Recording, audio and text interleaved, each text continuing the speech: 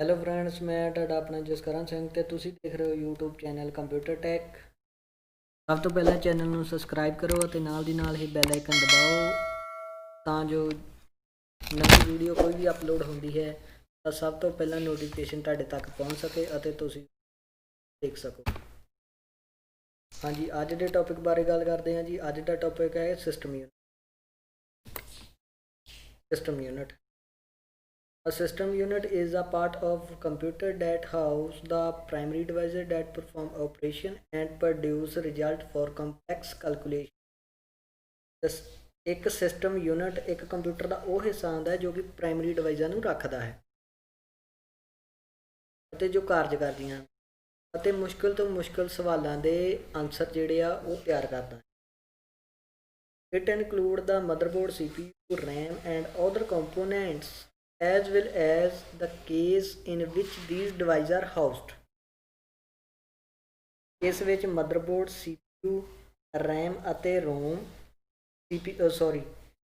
ਇਸ ਵਿੱਚ motherboard, CPU, RAM ਅਤੇ ਹੋਰ ਹਿੱਸੇ ਸ਼ਾਮਲ ਹਨ ਅਤੇ ਨਾਲ ਹੀ ਉਹ ਕੇਸ ਜਿਸ ਵਿੱਚ ਕੰਪੋਨੈਂਟ ਰੱਖੇ ਜਾਂਦੇ ਹਨ। ਅੱਗੇ ਹੈ ਜੀ table of contact. Motherboard, memory, RAM and ROM। motherboard, the motherboard is a backbone that ties the computer component together at one spot and allow them to talk to each other।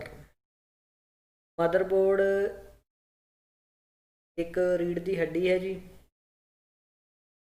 ਜੋ ਕਿ computer ਨੂੰ ਇੱਕ ਜਗ੍ਹਾ ਤੇ ਜੋੜਦੀ ਆ, ਉਹਨਾਂ ਨੂੰ ਇੱਕ ਦੂਜੇ ਨਾਲ ਗੱਲਬਾਤ ਕਰਨ ਨੂੰ ਆਗਿਆ ਦਿੰਦੀ ਹੈ।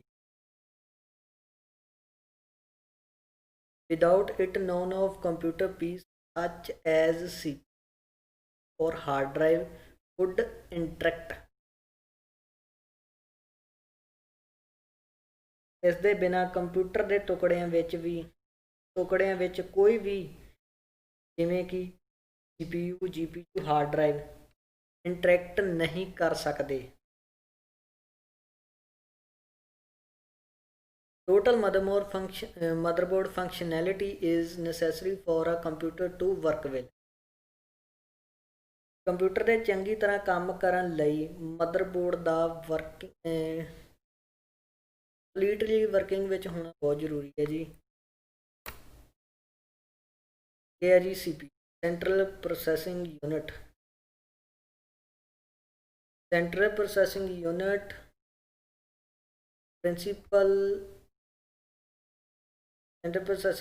principal part of digital computer,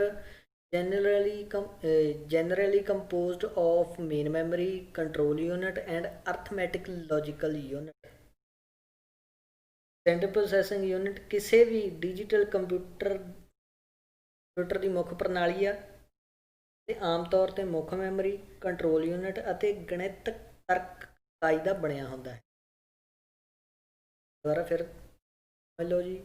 central processing unit ਜਿਹੜਾ ਉਹ ਕਿਸੇ ਵੀ ਡਿਜੀਟਲ ਕੰਪਿਊਟਰ ਦੀ ਪ੍ਰਣਾਲੀ ਹੁੰਦੀ ਹੈ ਅਤੇ ਆਮ ਤੌਰ ਤੇ ਇਹ ਮੁੱਖ ਮੈਮਰੀ, ਕੰਟਰੋਲ ਯੂਨਿਟ ਅਤੇ ਗਣਿਤ ਤਰਕ ਇਕਾਈ ਦਾ ਬਣਿਆ ਹੁੰਦਾ ਹੈ। ਇਹ ਹੈ ਜੀ memory.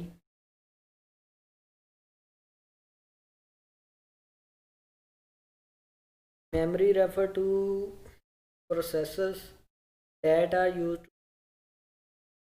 acquire, store, retain and later retrieve information। Memory ਉਹਨਾਂ ਪ੍ਰਕਿਰਿਆਵਾਂ ਨੂੰ ਦਰਸਾਉਂਦੀ ਹੈ ਜਿਹੜੀਆਂ ਜਾਣਕਾਰੀਆਂ ਪ੍ਰਾਪਤ ਕਰਨ, ਸਟੋਰ ਕਰਨ ਅਤੇ ਬਰਕਰਾਰ ਰੱਖਣ ਅਤੇ ਬਾਅਦ ਵਿੱਚ ਜਾਣਕਾਰੀਆਂ ਪ੍ਰਾਪਤ ਕਰਨ ਲਈ ਵਰਤੀਆਂ ਜਾਂਦੀਆਂ।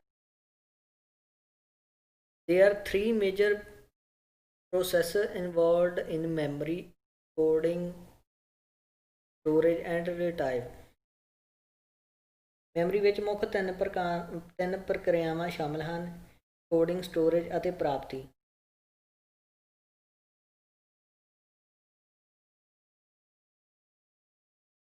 Human memory involves the ability both preserve and recover information we have learned to experienced। ਮਨੁੱਖੀ ਮੈਮਰੀ ਵਿੱਚ ਵੀ ਜਿਹੜੀ ਜਾਣਕਾਰੀ ਸਿੱਖੀ ਹੈ ਜਾਂ ਅਨੁਭਵ ਕੀਤੀ ਹੈ ਉਸ ਨੂੰ ਬਚਾਉਣ ਅਤੇ ਪ੍ਰਾਪਤ ਕਰਨ ਦੀ ਯੋਗਤਾ ਦੋਵਾਂ ਵਿੱਚ ਹੀ ਸ਼ਾਮਿਲ ਹੁੰਦੀ ਹੈ। ਅੱਗੇ ਹੈ ਜੀ type of memory RAM. RAM stand for random access memory and it's a type of super fast storage that your computer use to hold data it need the short term। RAM ਦਾ ਅਰਥ ਹੈ ਜੀ random access memory. ਇੱਕ ਕਿਸਮ ਦੀ super fast storage ਹੈ ਜੀ, storage ਜਿਸ ਨੂੰ ਤੁਹਾਡਾ ਕੰਪਿਊਟਰ ਥੋੜ੍ਹੇ ਸਮੇਂ ਵਿੱਚ ਲੋੜੀਂਦੇ ਡਾਟੇ ਨੂੰ ਰੱਖਣ ਦੀ ਆਗਿਆ ਦਿੰਦਾ ਹੈ। ਜਿਹੜੀਆਂ ਵੀ ਅੱਗੇ ਡਿਫਰੈਂਟ ਟਾਈਪਸ ਆ ਜੀ ਰੈਮ, ਸਟੈਟਿਕ ਰੈਮ ਅਤੇ ਡਾਇਨਾਮਿਕ ਰੈਮ। ਇਹ ਹੈ ਜੀ ਰੋਮ।